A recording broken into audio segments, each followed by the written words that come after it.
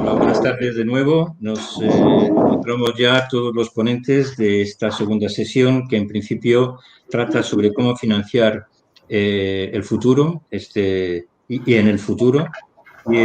Contamos en esta sesión también con Jesús Aguirre, el consejero de Sanidad, que nos hablará también sobre lo que luego vamos a tratar más detalladamente en la segunda sesión sobre los criterios de financiación de las comunidades autónomas. Nos contará su visión, ¿no?, desde el consejero de Sanidad, y mientras que tendremos por parte de Carlos Fernández y Javier Fernández Lasqueti la impresión y su visión desde su responsabilidad como consejero de Hacienda.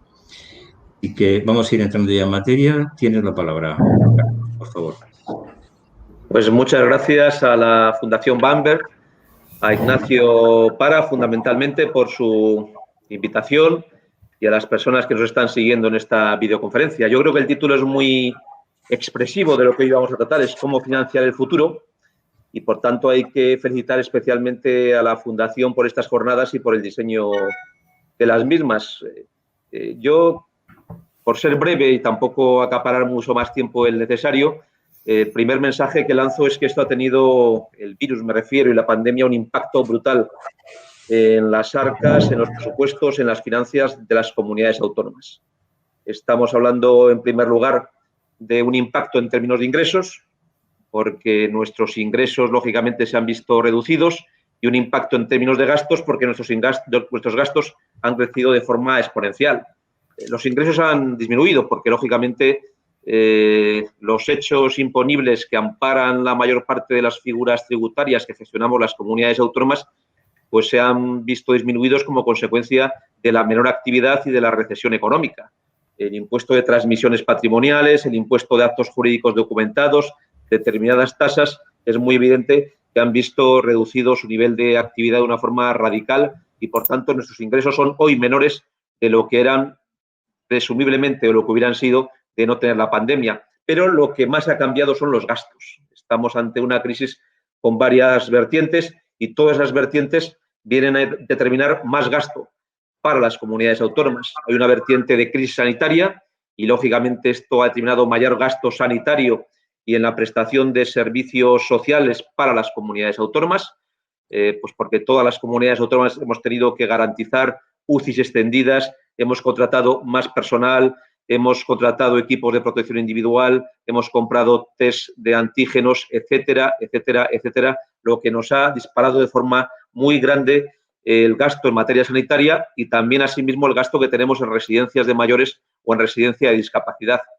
De la misma manera, ha habido una crisis y está habiendo de carácter económico, y esto también nos está disparando el gasto en lo que tiene que ver con el fomento de la actividad económica, el apoyo a los sectores productivos más perjudicados por la crisis, las cuestiones relativas al empleo, que han crecido de una forma ciertamente relevante, en la medida en que estamos apoyando, pues, a sectores tan castigados como el comercio o la hostelería, también desde las comunidades autónomas.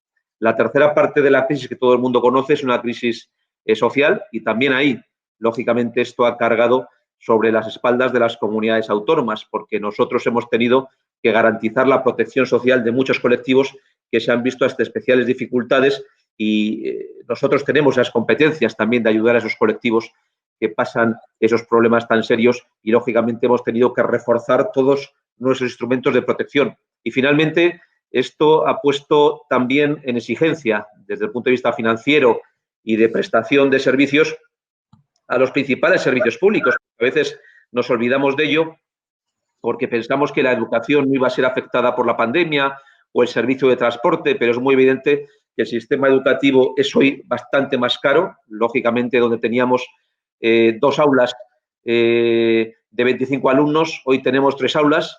Por tanto, estamos duplicando aulas, estamos contratando docentes, tenemos más profesionales del sistema educativo, y lo mismo nos ocurre con todo el sistema de transportes, porque, lógicamente, en la medida en que el nivel de intensidad, de presencia de personas en nuestros autobuses interurbanos, por ejemplo, hablo de Castilla y León, pero igual seguro que lo puede decir la Comunidad de Madrid, pues ha sido menor, pues esto lo que ha hecho es disparar el déficit de esos servicios, cuando el gasto pues no ha disminuido, claro. Ha habido una menor utilización, un menor aforo de esos servicios y, por tanto, unos menores ingresos.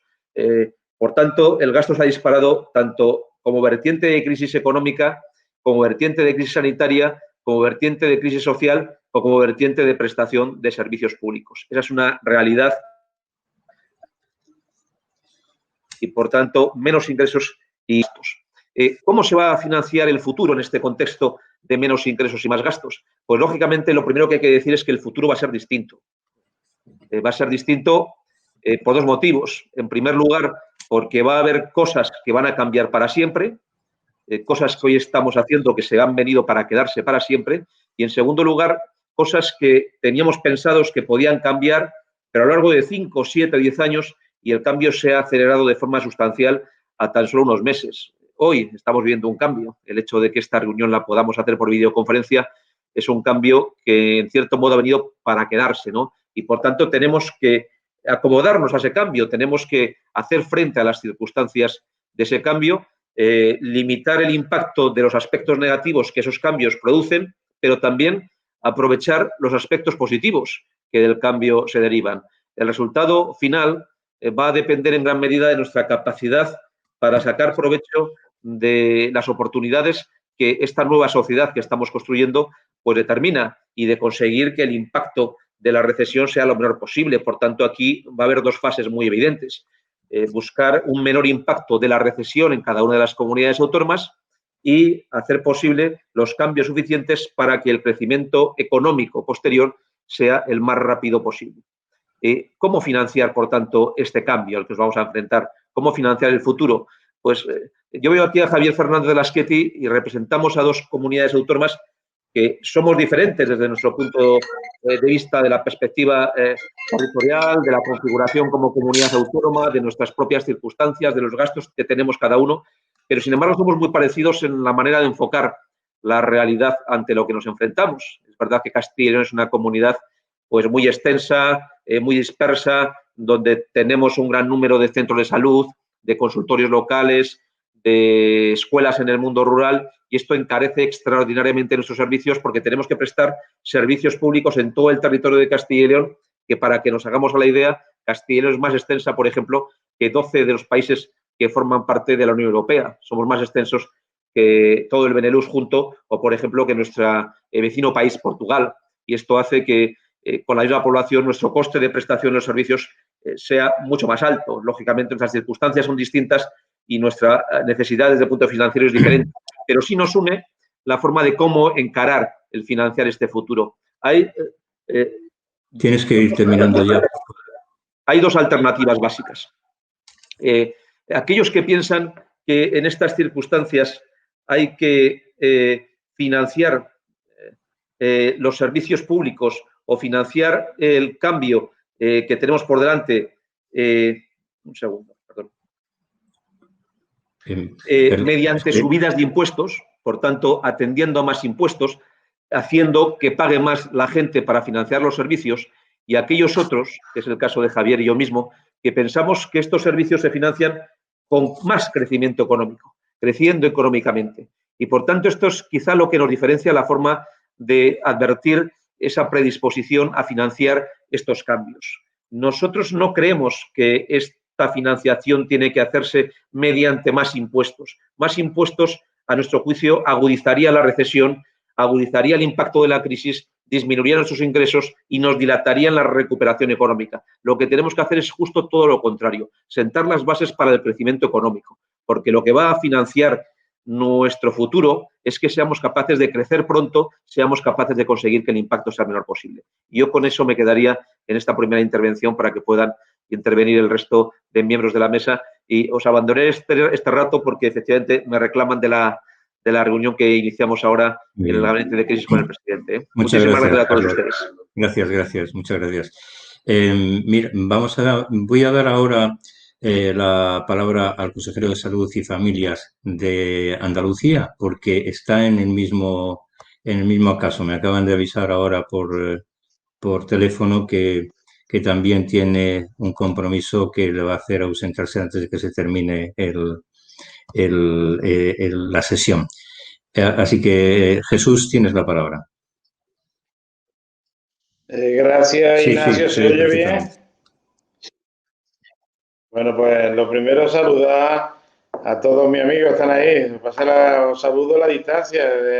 Javier, Margarita, Humberto, sí, todos los que puedo ver a través de la videoconferencia. Es una pena que nos podamos ver. Sabéis que yo soy muy expresivo y que no podamos darnos un empujoncillo o algo por el estilo, pero bueno, es lo que nos toca y es lo que hay. Perdonad el hecho de que Ignacio me haya metido un poco así de soslayo, pero es que a las 6 tengo comité ejecutivo autonómico, también con el presidente, y además la primera intervención la hago, como puede ser, como es lógico, desde el punto de vista sanitario, que es lo que ahora mismo prima, por desgracia, es lo que ahora prima.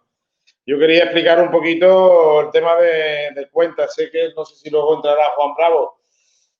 Sé que lo que estáis puesto, pero yo sé que Juan Bravo tenía hoy también reunión esta tarde con Vox al tema de negociación de presupuestos. Estamos todos un poco sobrepasados y espero que lleguemos de aquí a un poquito de tiempo de tranquilidad. Os voy a explicar un poquito lo que son la financiación sanitaria en tiempos de crisis o lo que para nosotros nos está suponiendo a nivel de Andalucía. Supongo que será muy parecido a otras comunidades autónomas. Nosotros estamos ahora mismo en gasto extraordinario de pandemia, estamos en 679 millones de euros. No sé, es mucho o poco, es lo que es el corte de la semana pasada, es lo que es casi el 6,7% de presupuesto del Servicio Andaluz de Salud, y ahora mismo está nada más que en gasto extraordinario de pandemia, 679 millones de euros, más 165 millones de euros que son los que estamos gastando en adecuar las instalaciones del Sistema Sanitario Público de Andalucía, en lo que son dobles circuitos a nivel de primaria, todas las obras que tenemos ahora mismo de infraestructura, son más de 800 obras que tenemos que acabar ya mismo y que intentamos eso, más, igual que todos vosotros, el aumento de plantilla. Ahora mismo tenemos 118.000 trabajadores dentro de lo que es el Sistema Sanitario Público de Andalucía. Sí ha subido 13.000 en plantilla más de lo que estaba hace 2 años, más todas las contrataciones que estamos haciendo por COVID, que son, en el mes de noviembre, son más de 13.000 contratos de COVID y que empiezan ahora en noviembre hasta el mes de abril. Son contratos de 6 meses que estamos haciendo hasta ahora mismo. Es decir, significa un impacto económico altísimo. Un impacto económico. Estamos también en un cambio de modelo de atención y de organización de trabajo, igual que todo el resto de las demás consejerías. Ya hablamos de dobles circuitos, COVID, no COVID, tanto en primaria como en nivel hospitalaria. De las consultas telefónicas, de ese 60-40 que estamos trabajando ahora mismo para intentar que no se nos acumule personal dentro de lo que son la atención primaria. El abordaje de las residencias, que es un coste añadido también dentro de lo que es primaria, el abordaje de los colegios a través de la enfermería de colegios dentro de lo que es primaria, todos los cribados poblacionales que lo está llamando primaria o el rastreo seguimiento, que también tiene un coste muy alto dentro de la contratación que también está llevando a nivel de primaria. Es decir, intentar adecuar todos nuestros presupuestos y nuestro personal a lo que es la propia pandemia. Estamos también en un ambiente de falta de trabajadores sanitarios, especialmente en determinados ámbitos. Las bolsas las tenemos ahora mismo extenuadas, tanto de médicos como de enfermeros, lo cual nos está provocando un problema de que hemos puesto en marcha muchos continentes sin ningún problema actualmente de presión asistencial o de colapso dentro de lo que es a nivel de cama hospitalaria o a nivel de UCI. Sin embargo, nos falta contenido, nos falta personal para contratación, tanto a nivel de médicos como a nivel de enfermeros.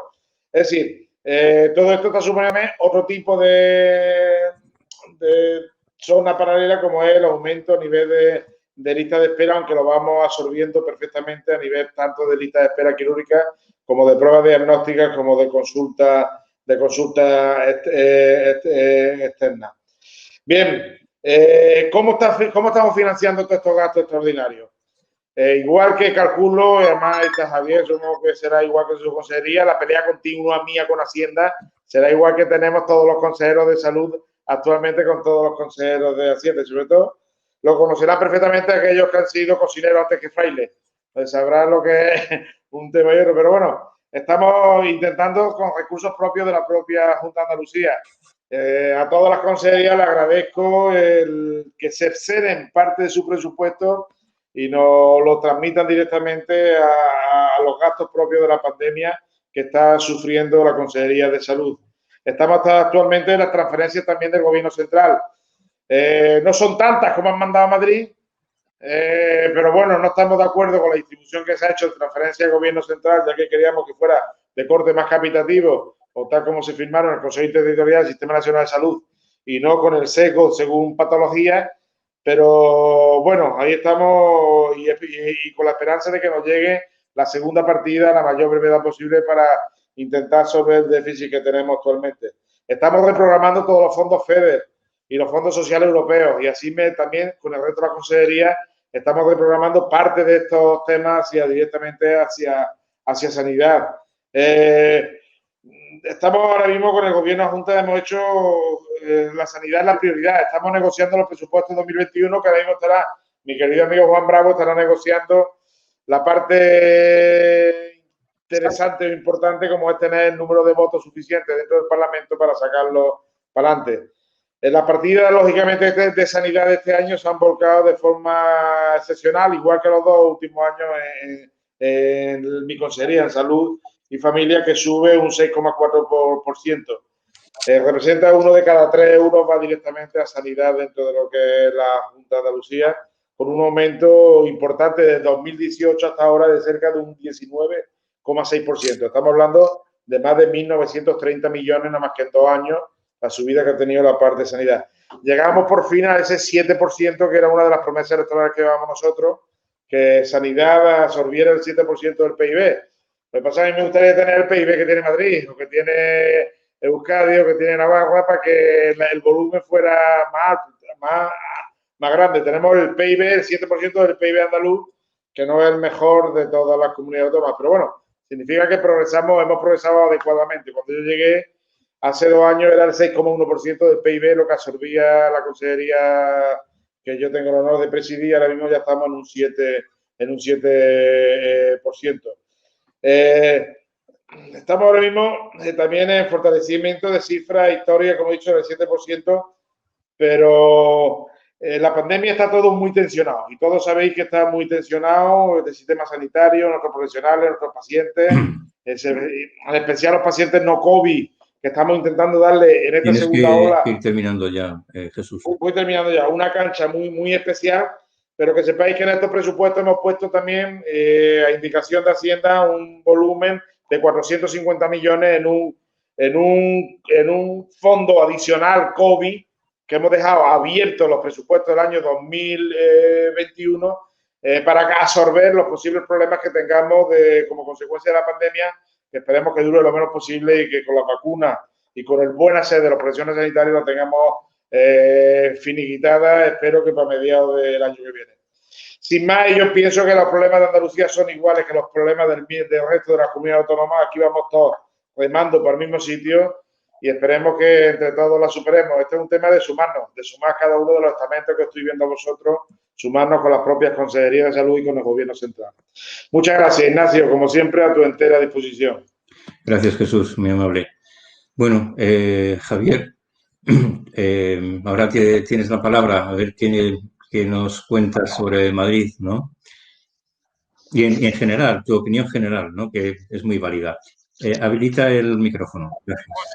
Muchísimas gracias, Ignacio, y me alegra mucho estar con Jesús Aguirre, con Humberto, con Margarita, y que hablemos de esta cuestión que es tan importante. Vamos a ver, voy a tratar de ceñirme a los 3-5 minutos que nos pedíais, voy a ver si lo consigo, y resumo primero qué es lo que quiero contar. Yo quiero contar muy pegado a la realidad en la que estamos en este momento. Y la realidad se resume en: estamos aguantando, mejor de lo que pensábamos, pero aguantando el 2020. Esperamos poder hacerlo también el 2021. El panorama es muy negro, muy complicado, y tenemos que ser conscientes cuanto antes en el 2022 y en el 2023. Y hay una expectativa que planea a lo largo de todos estos años, que son los fondos europeos. Y creo que esto puede ser de interés tanto para el sector público como para el sector privado conocerlo, ¿no? El 2020 lo estamos aguantando inicialmente a pulmón, luego ya llegó el fondo no reembolsable del Gobierno que pidió Isabel Díaz Ayuso y que fue una muy buena cosa que se creara.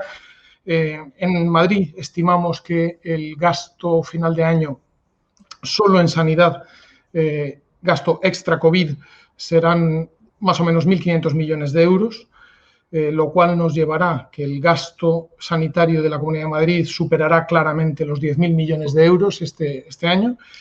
Bueno, ahí está entrando desde las 10.200 contrataciones de personal suplementario que tenemos en este momento, esos son 25 millones de euros al mes, los 1.800 rastreadores, la reserva que tenemos para varios meses de equipos de protección individual, los millones de test, y yo pienso que están siendo claves los test de antígenos en este momento para ayudar a mejorar las cifras, en la construcción y puesta en marcha del hospital de emergencias Isabel Zendal. En fin, todo eso está entrando en este año y vamos a terminarlo y encajarlo, salvo desgracias, bueno, pues encajado dentro de la disponibilidad de ingresos que tenemos este año.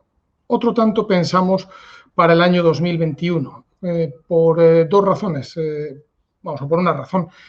Porque el Gobierno de la Nación nos ha fijado una financiación autonómica para el año que viene, a mi modo de ver, exagerada e imprudentemente alta, que nos va a venir muy bien en el 2021, pero nos va a matar en el 2023. Entonces, esto uno lo puede tomar por el lado que quiera, ¿no? El mejor, que es el del 21, o el pésimo, que será el del 23. La previsión del Gobierno se basa en algo que es completamente irreal. El Gobierno de la Nación prevé nada menos que en el 2021 sea el año récord de recaudación de impuestos de la historia de España, cosa que es obviamente imposible, 220.000 millones de euros. Cuando más se recaudó fue en el 2007, y fueron 200.000 millones de euros. Es completamente exagerada esa previsión de recaudación de impuestos que hace el Gobierno, ni siquiera a pesar de sus subidas de impuestos. O sea, es que no puede recaudar tanto. Un crecimiento de gasto para el conjunto del Estado del 25%, sin contar fondos europeos, lo cual a mí me parece una imprudencia sin límites. Creo que eso nos va a llevar a la catástrofe y a efectos de la financiación autonómica nos da unas cifras superiores a las que nosotros habíamos pensado que íbamos a tener. Bueno, pues eso nos permitirá probablemente tener este año 2021 una perspectiva financiera que permita hacer frente a la realidad del coronavirus y o del post-coronavirus, incluida vacuna, con todas las incógnitas que tenemos desde su precio hasta su coste logístico, que me temo que va a ser grande, ¿no? Y en cambio, desgraciadamente, el 2022 y el 2023, desde el punto de vista financiero de las comunidades autónomas, claro, cuando hablo de financiero de las comunidades autónomas, hablo de financiero de la sanidad, porque entre el 40 y el 45% del gasto regional de todas las comunidades autónomas es sanidad. 2022 y 2023 van a ser muy duros. ¿Por qué? Porque van a venir las liquidaciones, o sea, por tanto, el ajuste de cuentas correspondiente a este año 2020 y al que viene, 2021, en los cuales estamos y estaremos percibiendo el año que viene unos ingresos muy superiores a la realidad recaudatoria. Y eso significará un palo. Vamos a ver, para que se hagan idea los veteranos del lugar, que son todos los aquí presentes, eso fue lo que sucedió en el 2013. Y recuerden que fue el peor de los peores años. Fue en el 2013 lo que vino es la liquidación del 2011, que fue terrible, ¿no? Bueno, pues eso va a pasar en el 2022 y 2023 y va a ser un horror, ¿no? Sobre un sistema, además, me lo han oído muchas veces, saben lo que pienso, muy tensionado, que necesita reformas, no me voy a detener ahora en ello. Junto a todo ello, una expectativa importante, una expectativa valiosa, que son los fondos europeos. Me refiero al que sabemos seguro que vamos a tener las comunidades autónomas, lo que nos va a llegar, que es el fondo REACT. Ese sabemos seguro que nos van a llegar 10.000 millones de euros. A ver, todo lo seguro que es algo que dice verbalmente la ministra de Hacienda, porque en este Gobierno la letra escrita no está demasiado en sus hábitos. Prefiere la transmisión oral del conocimiento, que es algo, en fin, que corresponde a diferentes momentos de evolución de la humanidad, ¿no?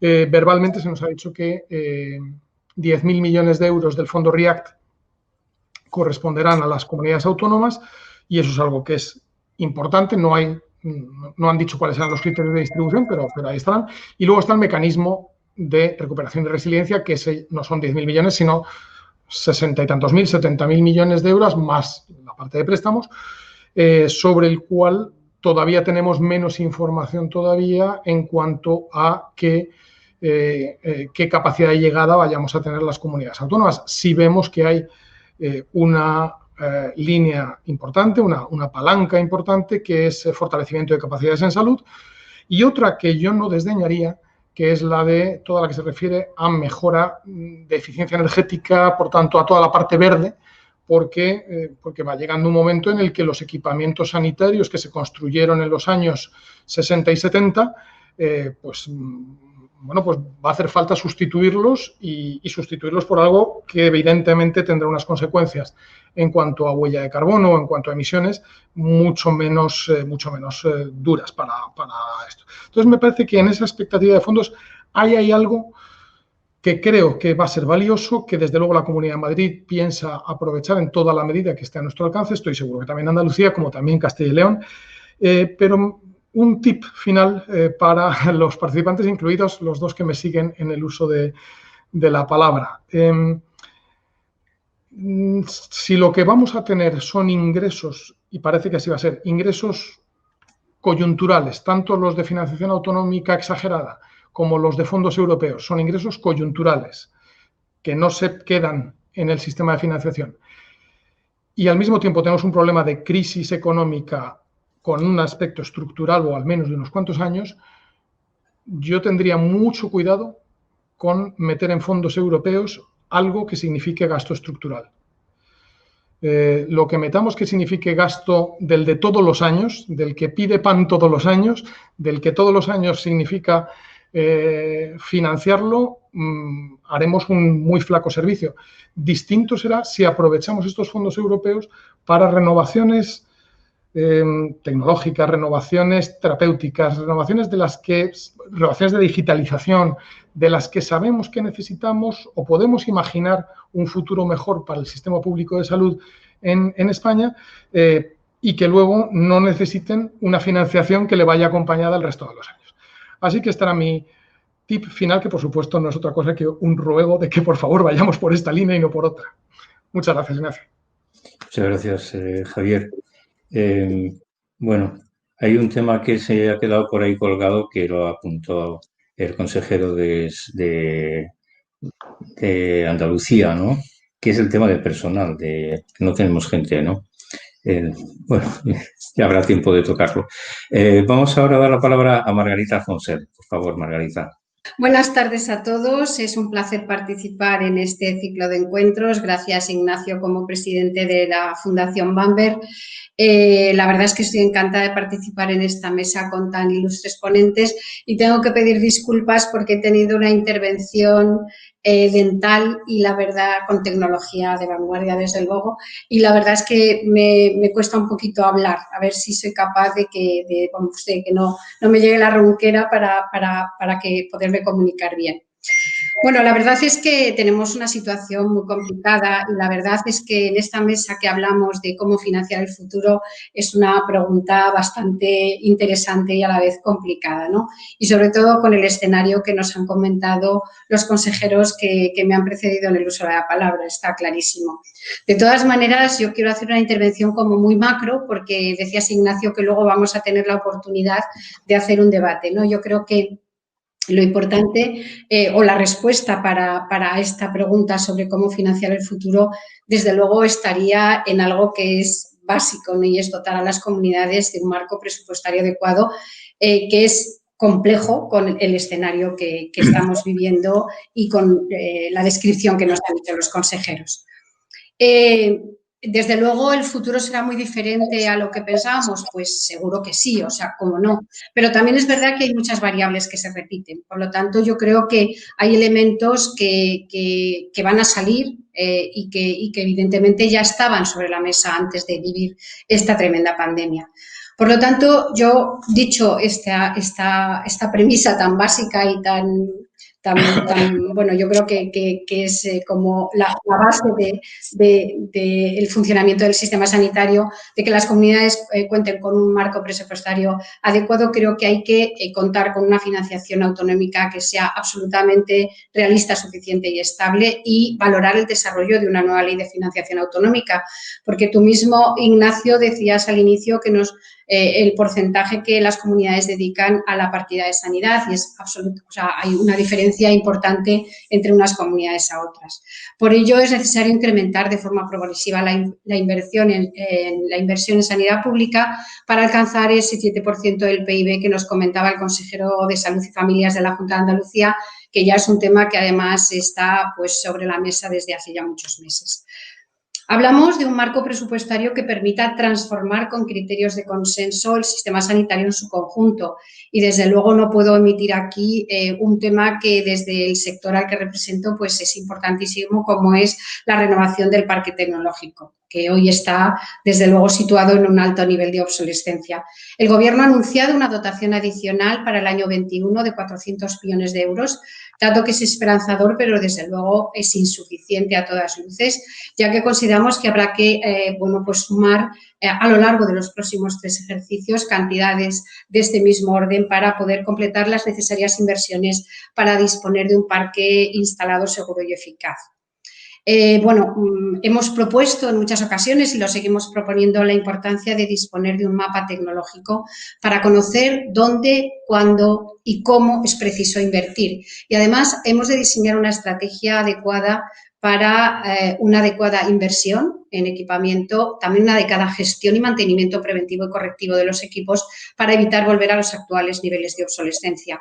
Bueno, todos sabemos, yo creo, los que estamos en esta mesa y seguro los que nos están escuchando, que llevamos años elaborando estudios muy rigurosos donde queda patente ese nivel de obsolescencia del parque tecnológico instalado a nivel de muchas familias tecnológicas dentro del ámbito de la tecnología sanitaria, y no solamente son estudios que hayamos hecho desde la industria, sino que también son estudios que han sido realizados por la Sociedad Española de Radiología Médica y también en el ámbito europeo por el Comité Internacional COCIR. Por lo tanto, es algo que tenemos que abordar indudablemente. El segundo factor se refiere al acceso a los fondos europeos del programa Next Generation de la Unión Europea. Como coincido con el consejero Lasquet y sus comentarios, desde luego hay que rediseñar el Sistema Nacional de Salud y reforzar las capacidades de las comunidades, mejorar la cogobernanza y asegurar la cohesión y la eficiencia del sistema, pero creo que la inclusión de gastos estructurales sería efectivamente pues un error si lo hiciéramos así. El tercer factor prioritario desde la óptica de la industria es que las administraciones públicas cumplan los plazos de pago que señala la ley, porque realmente esto sí que aumenta notablemente la liquidez que llega a las empresas, y esto es absolutamente necesario, y más en la situación que estamos viviendo. Pero además del marco presupuestario, también es fundamental que las comunidades ejerzan una mejor gestión y planificación para que puedan optimizar los recursos. Y hay 4 aspectos que yo querría comentar para luego seguramente podrán salir a debate. Por un lado, la evolución de los modelos de gestión y de planificación de las comunidades buscando la eficiencia que antes comentábamos. Esto pasa por potenciar sinergias, aumentar la interoperabilidad, implantar una contabilidad analítica y fomentar el aprendizaje compartido. Y de esa manera vamos a obtener el máximo retorno de la inversión. Y también pasa por implementar una planificación más a largo plazo, y siempre decimos que lo ideal sería contemplar el conjunto de la legislatura y no hacer planificaciones anuales que siempre, pues la verdad es que, pues distorsionan la realidad. El segundo aspecto consiste en la puesta en marcha de modelos basados en la prevención y en el manejo de pacientes crónicos. Y aquí son muchos los ejemplos de iniciativas autonómicas que han aportado y están aportando resultados extraordinarios en este ámbito que a lo mejor luego podemos comentar. Y en tercer lugar, citaré la transformación digital del sistema. Esto es algo que desde luego se ha demostrado a lo largo de esta pandemia, las enormes oportunidades que tenemos para lograr una mayor eficiencia del sistema a través de precisamente de la digitalización. Bueno, ¿qué tenemos que hacer? Pues desarrollar sistemas de información integrados e interoperables y de estrategias de coordinación que faciliten el trabajo en red y el intercambio de información. El Gobierno ha anunciado una estrategia en materia de salud digital. Ya gobiernos anteriores también trabajaron en esta materia y yo creo que ahora hay que recuperarlo, lo que teníamos ya de alguna manera enfocado para adecuarlo a la realidad de hoy. Y, desde luego, no solamente hace falta una apuesta política, sino una importante financiación. Pero hoy tenemos oportunidades, como decíamos antes, con los fondos que se van a recibir. Bueno, también quería decir que hay un estudio, pues yo creo que de gran utilidad que hemos denominado Índice de Madurez Digital, que realizamos en colaboración con todos los servicios de salud de todas las comunidades autónomas a través de los sistemas de información, que arroja una información de altísimo valor. Esto se hizo en la época pre-COVID, por lo tanto, seguro que ahora hay una diferencia bastante importante de los resultados que se obtuvieron entonces a los que pudieran ser obtenidos si se realizase ahora el estudio, que estamos en ello para replicarlo y actualizarlo. Y, en cuarto y último lugar, desde luego yo creo que es muy importante que hablemos de la contratación responsable y la compra por valor. Consideramos que es imprescindible la compra basada en valor, siendo la mejor garantía para que el sistema cuente con tecnología sanitaria de calidad que pueda responder a las necesidades asistenciales. También impulsar proyectos de compra pública innovadora y el acceso a fondos europeos que permitan la financiación de soluciones que mejoren los procesos de atención sanitaria en cuanto a su calidad y eficiencia. Consideramos que debe existir, termino ya, sí, Ignacio, termino, que debe existir un desarrollo de la Ley de Contratos del Sector Público que contemple esta premisa que comentaba y promueva la compra responsable por valor y no basada exclusivamente en precio y sino en resultados en salud. También el presidente del Gobierno ha anunciado en octubre la modificación de la ley, una reforma que esperamos que garantice una adecuada ponderación de factores y criterios a la hora de adjudicar contratos. Desde luego, esto es una demanda que nosotros hacemos desde que la Ley de Contratos del Sector Público fue desarrollada y publicada, porque realmente la especificidad de la sanidad, lo hemos dicho muchas veces, debe ser contemplada. Y, bueno, yo con esto terminaría diciendo que, desde luego, hay que financiar adecuadamente a las comunidades autónomas. Tenemos que hacerlo con perspectiva global, con planificación estratégica, con aprovechamiento de sinergias y mediante la eliminación de ineficiencias. Y, desde luego, yo creo que la pandemia que estamos viviendo nos obliga a activar todos los mecanismos para poner el foco en una adecuada financiación, porque esto siempre será en beneficio de los pacientes y, por supuesto, como sector empresarial, pues a disposición de todas las administraciones como sector comprometido para ayudar pues con todas nuestras fuerzas para esta recuperación que todos deseamos. Muchas gracias. Muchas gracias, Margarita. Un placer. Vamos a dar la palabra, sin más, directamente a Humberto Arnés. Humberto, por favor. Muchas gracias, Ignacio, y me sumo también a la oportunidad de valorar la oportunidad de este encuentro, y muy agradecido también por participar con tan ilustres ponentes, ¿no? Bueno, sin más dilación, yo diría que coincidimos todos en lo que el objetivo es que nuestro país disponga de un sólido sistema sanitario que dé cobertura a las necesidades de los ciudadanos para un país con el grado de desarrollo que tiene España, ¿no? Y eso es un gran reto que todavía se hace mayor, si cabe, teniendo en cuenta que el futuro, ya el presente, está condicionado por algunos factores que son muy relevantes, como es el envejecimiento de nuestra población, como es la cronicidad de algunas patologías, como es la revolución, cambio tecnológico en el ámbito biomédico, y se nos une una cuarta dimensión inesperada, ¿no? Y es la enorme crisis económica en la que estamos insertos y que parece que, aunque salgamos de esta sanitariamente bien parados, al final la crisis económica va a perdurar bastantes años, ¿no? Y esto requiere, por lo tanto, de muchas cosas, ¿no? Pero yo me ceñiría en 4 muy relevantes para lograr que ese sistema de salud sea lo que los españoles desean que sea: sólido y que pueda cubrir las necesidades que tienen. La primera es una adecuada financiación. Un segundo elemento es una utilización, yo diría, eficiente de los recursos disponibles. Una tercera es que los mecanismos que hoy tiene el Estado de control del gasto sean equilibrados, ¿no? Y una cuarta es la investigación. La investigación es un factor fundamental que no solo permite una mejora de la calidad asistencial, sino que permite también ahorrar importantes recursos para el sistema. Y comienzo por la financiación. ¿Cuánto debe dedicar un país como España a sanidad? Pues yo creo que también aquí todos coincidimos en que ese famoso 6% en el que nos hemos instalado en los últimos años es insuficiente para atender esas necesidades que nuestros ciudadanos desean del sistema sanitario. Los países de nuestro entorno dedican entre 2 y 2,5 puntos más en términos de esfuerzo que lo que dedica nuestro país, y milagros es imposible realizarlos si no dedicamos un nivel de esfuerzo similar, ¿no? España yo creo que debería dedicar en torno, ya se ha asumido casi como una cifra por todos los expertos, en torno al 7% de su PIB a sanidad. Y eso permitiría incrementar en velocidad de crucero del orden de 7.500 millones de euros anuales, que bien vendría para poder satisfacer, digo, esas necesidades. Esto permitiría, pues, generar unas estructuras que hoy probablemente se han quedado obsoletas, permitiría incorporar nuevos recursos humanos que hoy se han demostrado también insuficientes, permitiría incrementar las innovaciones terapéuticas. Hoy estamos ya acumulando algún cierto retraso con nuestros países vecinos y, por lo tanto, intentar recuperar esa descapitalización que el sistema ha tenido en los últimos años, que se puede valorar casi en 50.000 millones de euros. Creo que los fondos europeos de recuperación pueden ser un buen mecanismo y, como decía antes Javier, desde luego no dedicarlos a ámbitos en donde luego genere una necesidad de dar continuidad a los mismos, sino en aquellos aspectos que transformen estructuralmente nuestro país, pero no nos generen una cierta dependencia futura. ¿Puede permitirse un país como el nuestro dedicar un 7% de su PIB a sanidad? Hombre, yo entiendo que la pandemia también nos ha demostrado que la salud es una prioridad o debe ser una prioridad para las sociedades modernas. No hay economía sin salud. Hemos visto que la vinculación entre ambos aspectos son fundamentales y que la salud genera prosperidad, genera bienestar. No solo permite combatir la enfermedad, los sistemas sanitarios, sino que generan prosperidad. Y, por lo tanto, algo que es una prioridad, me parece que un 7% es totalmente asumible. Yo creo que eso para nosotros es claro. Y una demostración palpable podría ser el efecto que en términos económicos pueden suponer las vacunas o pueden suponer los tratamientos para el coronavirus.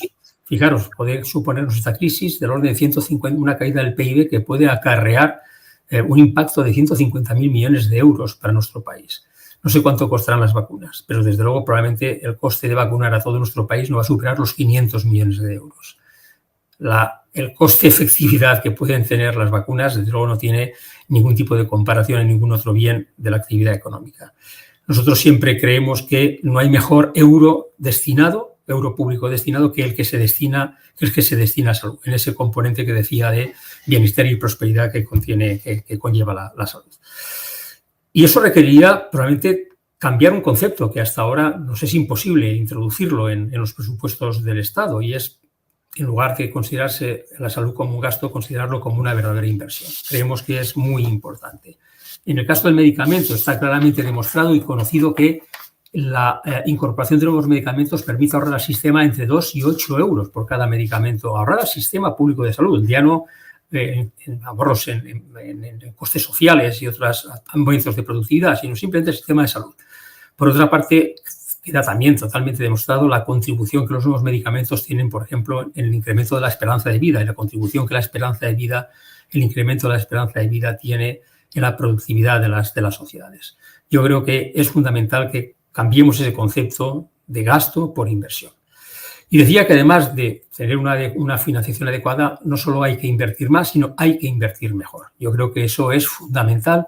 Hay que hacer un uso eficiente de los recursos. Y eso no solo permite ahorrar costes, sino incrementar notablemente, pues, la calidad asistencial de nuestro sistema público de salud.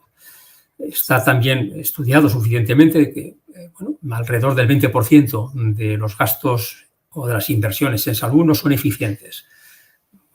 Terapias probablemente con efectividad limitada, repetición de pruebas diagnósticas, variabilidad clínica o de la práctica clínica que no están suficientemente demostradas. Hasta un 20% en los mejores sistemas del mundo pueden ser recursos ineficientes. Yo creo que aquí hay que empezar a medir resultados, hay que buscar el valor de cada intervención, sea terapéutica o sea de cualquier otro tipo, ver los costes asociados de cada uno de estos resultados y, por lo tanto, tomar las decisiones más eficientes. Eso es lo que nos permitiría tener un sistema sanitario de calidad y sostenible, no solo porque permita ahorrar costes al sistema, sino porque permite también la mejor actividad asistencial para los pacientes.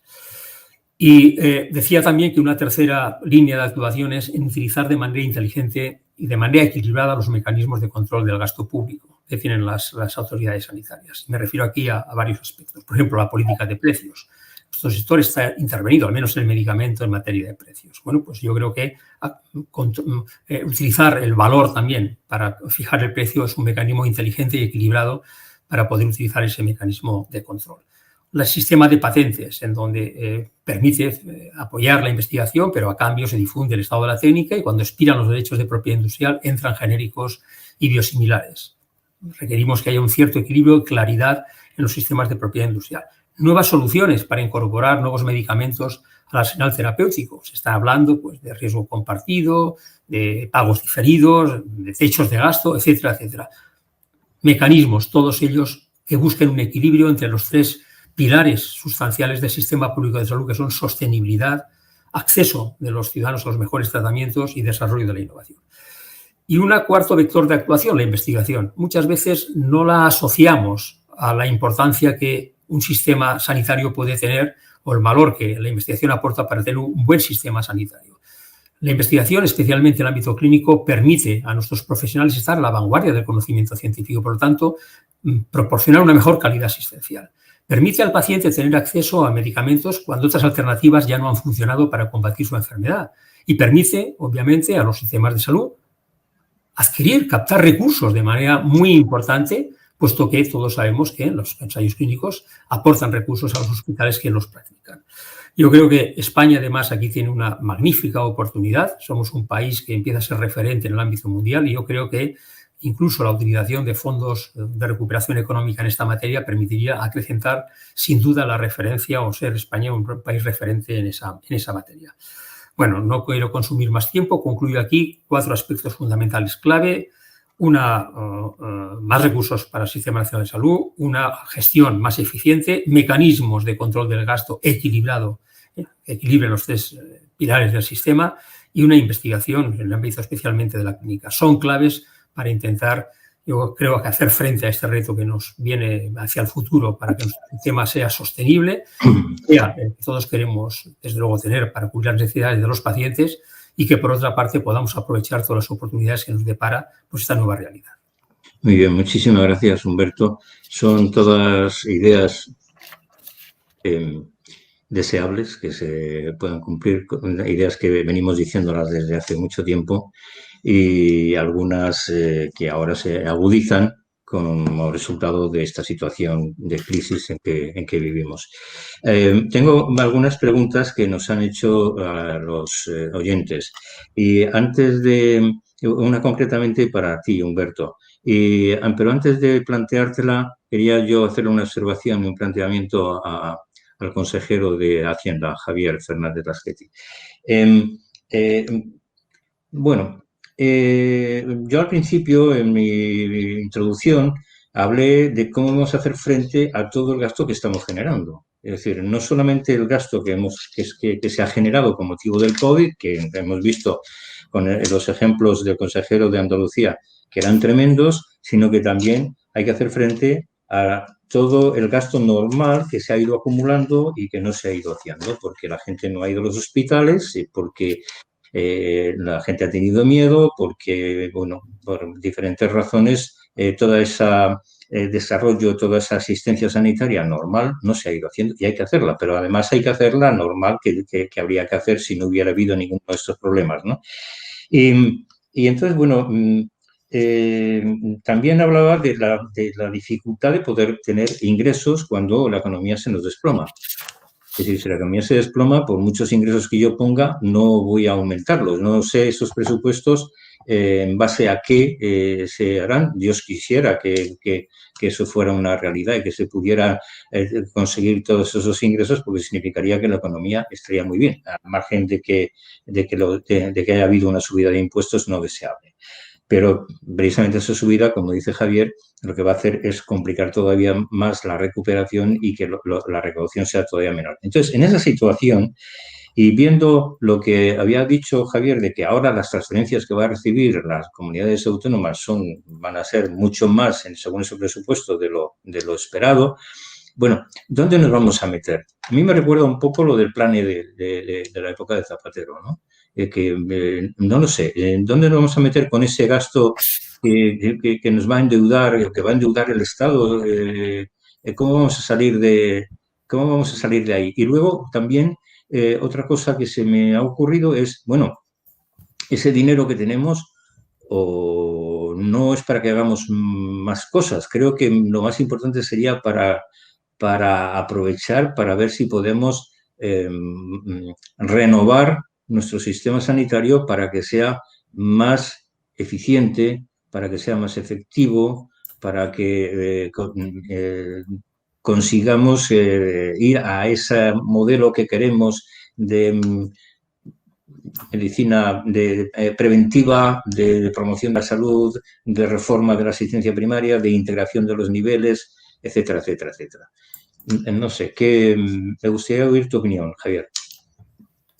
Gracias, Ignacio. Pues, claro, efectivamente está todo el gasto y toda la actividad generada por el COVID, más luego toda la actividad que durante meses se ha visto detenida o luego retrasada, que también tiene un impacto en salud y que a veces es un impacto en salud incluso fatal, ¿no? Que eso es lo más terrible, ¿no? En ese sentido, desde luego, en la Comunidad de Madrid yo creo que hemos ido avanzando en esto, especialmente este último mes y medio. Yo tengo muy clara una percepción de que la verdadera clave, no es tanto confinamientos, no es tanto encerrar a todo el mundo en casa, sino que es test, y cuantos más test hagamos, más rápido y más pronto detectamos al que está infectado, y ese es el que queda fuera de la circulación hasta que se recupere, que ojalá sea muy pronto. Vamos a ver. Tú dices, ¿dónde nos vamos a meter? Esto puede ser un plan E. A ver, la cuestión de los fondos europeos, si se lleva mal, y si la lleva mal, y esto, la responsabilidad ha decidido quedársela en sus manos el propio presidente del gobierno, mejor dicho, en las manos de Iván Redondo, que es su jefe de gabinete, que es donde está residenciado en este momento la cuestión de fondos europeos. Han dejado aparte a la ministra de Economía, que no toca bola en esta cuestión, a la ministra de Hacienda, que tampoco, lo retiene Iván Redondo en este momento. No me parece un buen punto de partida, todo hay que decirlo. Pero efectivamente lo peor que podría pasar con fondos europeos y con la financiación del año que viene, pero sobre todo con fondos europeos, que es una cantidad muchísimo más grande, es que fuera una especie de megaplane 10 veces más grande, teniendo en cuenta además que los tiempos con los que jugamos son cortos. El fondo REACT, salvo cambios en su regulación en este último mes que queda que la Comisión Europea hasta que haga la normativa que rija ambos fondos, el fondo REACT se tiene que gastar antes de diciembre del 2023 y el fondo, el mecanismo de recuperación y resiliencia, que me corrija Carlos, que seguro que lo sabe mejor, hasta final del 2027. Con lo cual, estamos en tiempos cortos, sobre todo si estamos hablando de volúmenes grandes. Yo creo que, insisto, la sanidad tiene que tener un papel muy importante y una posición muy relevante dentro del aprovechamiento de estos fondos, entendidos como lo que son, como una palanca de transformación, como una herramienta de mejora de la sociedad y de recuperación para hacer frente a un tiempo nuevo, porque inciden en muchas de las palancas. Yo antes he mencionado dos, la de fortalecimiento de capacidades en salud y la que es más verde, pero también está la digitalización, también está la de, ojo, mencionaba antes una cosa, Margarita, clave, absolutamente clave, que es, ya mencionaba, contabilidad analítica. Claro, cuando vemos que una de las líneas en las que el gobierno español ha decidido que se tienen que destinar los fondos es modernización del sistema fiscal y del sistema de administración para un crecimiento inclusivo y sostenible, aquí también entra claramente mecanismos, por ejemplo, de contabilidad analítica. O sea, yo de verdad sí invito a que todos pensemos, y desde luego así lo estamos haciendo en la Comunidad de Madrid, insisto, dentro de la escasa información que nos ha facilitado por el momento el Gobierno de la Nación, pero lo que tenemos que enfocarlo, creo todos, es como como una oportunidad que debemos aprovechar, más que para empezar cosas distintas, para innovar, renovar, transformar. Antes hablaba Margarita de renovación del parque tecnológico. Creo que haríamos bien en pensar en ella con los fondos europeos en vista, como también cosas de las que decía Humberto. Es decir, reforma, renovación, transformación, innovación. Y yo ahí, ya me conocéis, yo sigo siendo yo siempre, ¿no? No nos quedemos solamente en la parte de, en fin, del equipamiento o de la terapéutica. También, si pensamos en términos de reforma y de innovación, a lo mejor lo que hace falta es renovar el marco legal, el marco normativo, el marco que tiene, a mi modo de ver, atenazado al sistema sanitario español desde la Ley General de Sanidad hace más de 30 años, que ya va siendo hora de cambiarlo, y aquí pues seguimos como si no hubiera un mundo más posible. Basta mirar el resto de Europa, si es que nadie en Europa tiene un sistema público tan rígido como el nuestro. Sí. Y les va muy bien, y les va muy bien. Por lo tanto, pensemos también en menos rigidez, que bien nos vendrá a todos, incluido a todos los stakeholders de la sanidad pública. Sí, cuanto más decimos, menos caso nos hacen. Eso también es cierto. Sí, tengo aquí una pregunta para Humberto Arnés. Es una pregunta que nos hace IM Médico. Dice, ¿puede el medicamento comprometer la sostenibilidad del Sistema Nacional de Salud? ¿De qué manera está ayudando la industria farmacéutica a la sostenibilidad del sistema pese al incremento de la inversión en salud por la pandemia? Vamos a ver, pues hay mucho agorero que siempre traslada algún tipo de duda al respecto, ¿no? Que los medicamentos representan una amenaza para la sostenibilidad del sistema. Vamos, yo antes comentaba que por cada euro invertido en un nuevo medicamento se ahorran entre 2 y 8 euros el propio sistema de salud, o que los nuevos medicamentos permiten incrementar la esperanza de vida, y en los últimos años el 73% de ese incremento ha sido gracias a los nuevos medicamentos. Pero me voy a remitir a hechos ya consolidados en nuestro país, ¿no?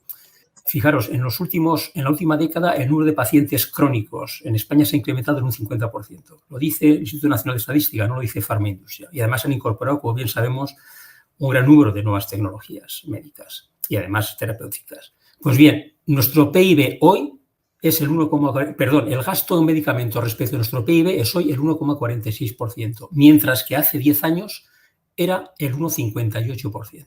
Quiere decirse que todavía nuestro peso es menor, habiendo incorporado un gran número de pacientes y habiendo incorporado un montón de nuevos medicamentos. Pero voy a más, ¿no? El modelo de investigación y el modelo farmacéutico funciona adecuadamente. El 85% de los medicamentos que hoy se dispensan en las oficinas de farmacia son genéricos o medicamentos a precio de genérico. Y eso es muy importante. El 85%, más de 4 de cada 5 cajitas que salen de la oficina de farmacia. El gasto de medicamentos hoy para nuestro sistema público de salud es 1 euro por habitante y día. Y eso permite desde poder adquirir una caja de paracetamol o una terapia celular para una enfermedad muy grave.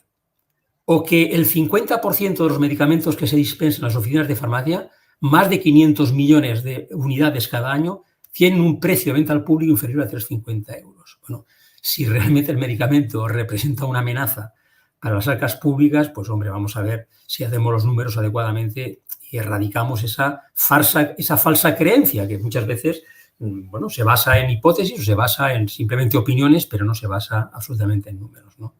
Bueno, ¿qué hacemos nosotros? Pues lo comentaba también en mi intervención. Nosotros intentamos contribuir a través de mecanismos de control del gasto de manera eficiente a ese control. Comentaba, por ejemplo, la política de intervención de precios, que es muy importante en nuestro país. Bueno, intentamos que esa política equilibre el acceso de la entrada de los nuevos medicamentos con la sostenibilidad de las cuentas públicas, intentando medir el valor que cada medicamento aporta. O, como decía antes, estamos buscando fórmulas novedosas para incorporar los nuevos medicamentos. Riesgo compartido, descuentos por volumen de ventas, pagos diferidos. Y tercero, y muy importante, no lo menciono antes, pero lo menciono ahora. Durante los últimos años, la industria farmacéutica ha negociado con la Administración un convenio de colaboración mediante el cual Cuando el gasto se incrementa por encima del PIB, se devuelve la diferencia. Hombre, entendemos que la responsabilidad de la industria, el compromiso con la sostenibilidad es claro, pero es que además, como comentaba antes, en ningún momento el medicamento compromete la sostenibilidad de las cuentas públicas. Sí, evidentemente hay que tener en cuenta el efecto que tienen los nuevos medicamentos que son curativos o que cronifican, pero con unos niveles de gasto muy inferiores de lo que sería mantener una enfermedad aguda, ¿no? Y sobre todo los curativos. Aquí tenemos ejemplos y muchos más que están en cartera, que vienen, están ya en nuestro horizonte y que van a curar. Entonces, eso significa un ahorro en gastos futuros tremendos, ¿no? Y eso es muy importante. Lo que pasa es que en la administración pública es muy difícil el concepto de gasto e inversión, porque en la administración pública no es como en una empresa en la cual hay una inversión que es un gasto, pero que es un gasto que se realiza para beneficiarse a lo largo de una serie de años, de 10 años, 20 años, 30 años, 5 años. Pero ese concepto en la administración no existe porque es una contabilidad administrativa y el concepto presupuestario es, el presupuesto es anual y los gastos van ahí. Entonces, es mucho más complejo el concepto de inversión, asimilarlo por parte de la administración pública. Pero también es triste que tengamos sometidos a los hospitales y a la gestión sanitaria, que es una actividad productiva, a un modelo de gestión administrativo y a una contabilidad administrativa presupuestaria, ¿no? Algo que venimos denunciando desde hace 20 años y que ahí seguimos. Bueno, hay una pregunta que tengo también de Nicole Hans, pero la voy a pasar a la sesión siguiente porque creo que es donde encaja mejor, que es donde vamos a tener consejeros de sanidad. Pero ya que tenemos la fortuna de haber reincorporado a Carlos Fernández, me gustaría también, Carlos, que nos dieras un poco tu opinión sobre estos temas que ha planteado Javier, ¿no? Este tema de las transferencias que van a venir ahora por parte del Estado, o por lo menos que tiene anunciadas, de las expectativas que tengáis en Castilla y León en cuanto a ingresos durante estos años y ese pronóstico tan grave que hace Javier para los años ya 2023, ¿no? Me parece que hablabas de 2021-22 vamos a aguantar, pero 2023 y 2024 van a ser tremendos. Bueno, pues Carlos, cuéntanos un poco. Efectivamente, estos años, este año y el próximo, el Gobierno decidió dejar sin efecto los objetivos de estabilidad y, por tanto, los objetivos de déficit y deuda. Significa que vamos a financiar la situación actual acudiendo al endeudamiento. No tanto las comunidades autónomas como el Estado, porque hay que recordar que este año 2020 el objetivo de déficit para todas las administraciones públicas en España era el 1,8, el de las comunidades autónomas el 0,2, y cuando se cambió el objetivo de déficit, el del Estado pasó el global del 1,8 al 10,54, pero las comunidades autónomas nos quedamos como estábamos, en el 0,2, con lo cual el que realmente está utilizando ese margen de endeudamiento es el Gobierno. A mí no me gustaría que esto se viera como una oportunidad en el corto plazo solo de gastar más, porque en lo que llevamos de año hemos pasado el 95% de deuda sobre PIB, el conjunto de las administraciones públicas españolas, al 118%. Y este es un ritmo que no podemos sostener porque, lógicamente, vamos a dejar una herencia envenenada a las generaciones futuras. Mientras Europa nos deje este margen de no cumplir los objetivos de estabilidad y nos aporte estos fondos ligados también a una serie de objetivos, pues, lógicamente, vamos a incurrir en ese gasto. El problema va a ser cuando pasen estos años y tengamos que volver al ajuste de las cuentas públicas, tengamos que volver a un escenario de déficit controlado, a cumplir la senda de estabilidad fiscal y, lógicamente, ya no dispongamos de esos nuevos fondos europeos y ahí va a haber serias dificultades a quien le toque para poder volver a encauzar las cuentas públicas. Y yo me da la impresión de que el Gobierno ha tomado esta legislatura como una legislatura de gasto y sin importarle lo que venga después. Y lo que venga después puede ser muy grave porque, lógicamente, los ajustes pues, pueden colapsar la evolución de la economía española. Sería un error ver estos fondos europeos como un instrumento de gasto y no como un instrumento de transformaciones reales de nuestra economía. Y, por tanto, si esto sirve solo para gastar más, sería un error. Estaríamos incurriendo en errores del pasado, más gasto, más deuda, más déficit, y sabemos que esto nos acaba llevando siempre a menos crecimiento y a más paro.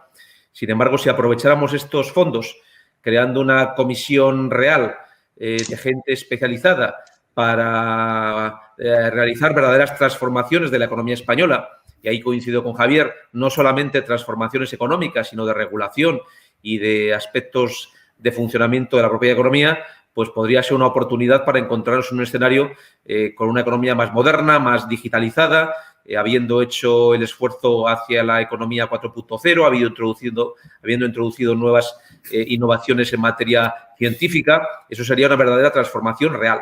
Si lo vemos solamente como un aspecto no cualitativo de qué cambiamos, sino cuantitativo de qué gastamos, pues yo creo que estaríamos incurriendo en el error de llevarnos a una senda futura de tener que volver a la estabilidad desde un déficit que hoy está por encima del 10% del PIB.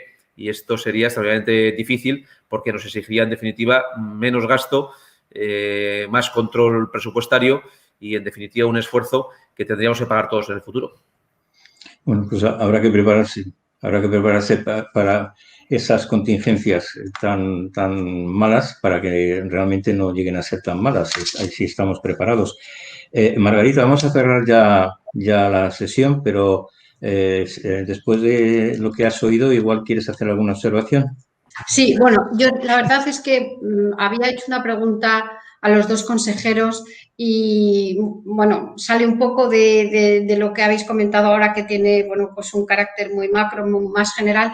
Quería preguntaros un tema muy concreto y es si tenéis conocimiento de cómo va a ser el reparto de los 400 millones de euros adicionales para renovación del parque tecnológico, algo que he comentado en la presentación que nos preocupa de forma pues muy especial, porque realmente el parque tecnológico está muy obsoleto en nuestro país y, bueno, se ha identificado por el Gobierno este monto económico y lo que queríamos es saber qué tipo de reparto va a tener a nivel de comunidades autónomas, si tenéis información. Nosotros no la tenemos todavía. Ni nosotros, ¿no, Javier? Yo creo que nosotros hemos pedido una cosa muy sencilla. Estaba con muchas ganas de saber si alguien la tenía o yo era el único que no la tenía. No, no la tenemos. No la tenemos, la verdad, porque también hemos preguntado, porque realmente lo que es importante, al final, quien tenéis que hacer esa renovación del parque son las comunidades autónomas, evidentemente. Entonces, bueno, pues nos ha extrañado que no hayamos tenido todavía una respuesta a esa pregunta de cómo se iba a efectuar ese reparto. Pues nada, todavía tenemos esa cuestión compartida, pues ya aunque sí que Javier y yo hemos pedido, sin coincidir en los criterios de reparto, que el reparto sea por criterios objetivos y transparentes. Nos preocuparía mucho lo que dijo Javier antes, que imperen criterios políticos y que en la oficina del presidente del Gobierno, con criterios totalmente políticos de compensaciones o de pagos de favores políticos, se utilizara la sanidad como instrumento de moneda de cambio para apoyos parlamentarios. Eso sería un error y, por tanto, sea cual sea el método, que sea criterios objetivos, transparentes, públicos y conocidos para todos. Bueno, esto por supuesto lo apoyamos porque además hay un elemento fundamental y es que tenemos muchísima información y mucha documentación que es muy rigurosa para realmente poner sobre la mesa las necesidades que hay. Es verdad que, bueno, ha habido a lo largo de esto, sobre todo este último, el año 19, hubo una, bueno, pues por parte de Amancio Ortega, la Fundación Amancio Ortega, unas donaciones importantes a las comunidades y es verdad luego que, como antes ha comentado también Humberto en su exposición, pues hay fórmulas de riesgo compartido que no en el caso, evidentemente le ha hablado en el caso de medicamentos, pero en el caso de tecnología sí que es verdad que han ido a acuerdos de riesgo compartido que ya habían aparejado la renovación tecnológica, por lo tanto la fotografía o la foto fija que teníamos cuando hicimos estos estudios a lo mejor no se replica ahora, pero es verdad que yo creo que tenemos suficiente información y además también del Comité Internacional de COCIR para poder efectivamente tener pues, una información que permita con criterios transparentes y objetivos aplicar esos recursos. Bueno, así yo creo que lo queremos todos. Sí, no sé, tenemos que acabar ya. Ya no sé que haya algo. porque tenemos ya en el estudio los miembros de la sesión siguiente. Muchísimas gracias a todos. Ha sido muy interesante y muy instructivo. Muchas gracias. Esperemos luego, vamos a ver los vídeos y vamos a ver los reportajes donde podemos ver qué de lo que hemos dicho ha resultado más relevante para aquellos que estaban tomando notas. Muchísimas gracias y un abrazo.